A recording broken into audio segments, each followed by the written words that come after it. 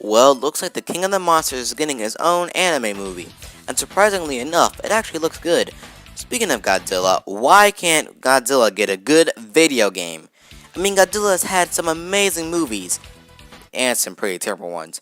Godzilla says that I should learn to fight my own battles, you know. But why can't we get a good Godzilla game? It's not even that hard. I bet I can make a good one.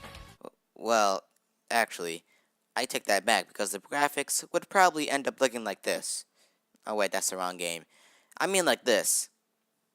The 2015 Godzilla game could have been an amazing Godzilla game, but no, I guess the day we get a good Godzilla game will never come, which is why I'm making this video. In this video, I will be explaining how to make a good Godzilla game.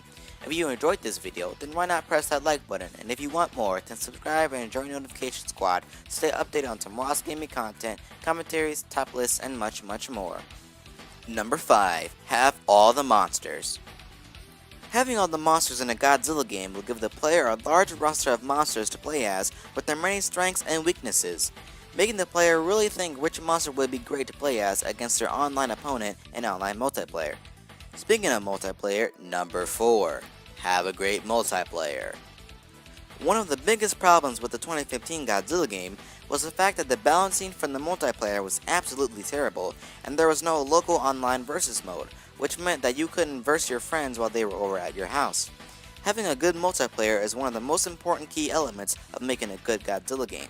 The game will need multiple game modes and minigames with multiple objectives, and for multiplayer it has to be extremely balanced for it to be fair. The game also needs a lot of maps, so you won't be playing the same maps over and over again. Number 3. Get the controls right. The 2015 Godzilla game almost got this right. The part that they messed up was the fact that the controls for certain moves were too similar to each other, performing different moves that weren't intended, and that your enemies could use cheap unblockable combos on you. Getting the controls right is a major key point in making a good Godzilla game. The moves will have to be very different so you will be able to perform different moves and combos. Number 2. Have a compelling storyline. Having a compelling storyline would give the game a creative way to expand the Godzilla lore and maybe even be canon in the Monsterverse, becoming a part of the Monsterverse movies, just like Star Wars Battlefront 2. Oh wait, wouldn't they get sued for that? And the biggest point of them all, don't be repetitive. This is the most important element in making a good Godzilla game. The biggest problem with the 2015 Godzilla was the game had the exact same objective for every single mission in the story mode, and you had to replay the entire story mode multiple times to unlock the endings.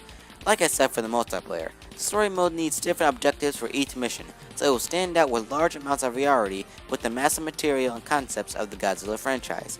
The game also needs around 20 to 30 missions, so the game will be extremely short like the 2015 Godzilla game. Well, those are my tips on how to make a good Godzilla game. Do you agree with my thoughts, or do you think there are other things to include in making a good Godzilla game? Leave a comment on your thoughts. Stay tuned tomorrow for SKIT Sunday. If you enjoyed this video, then why not press that like button? And if you want more, then subscribe and join notification squad to stay updated on tomorrow's gaming content, commentaries, top lists, and much more. See you guys in the next video.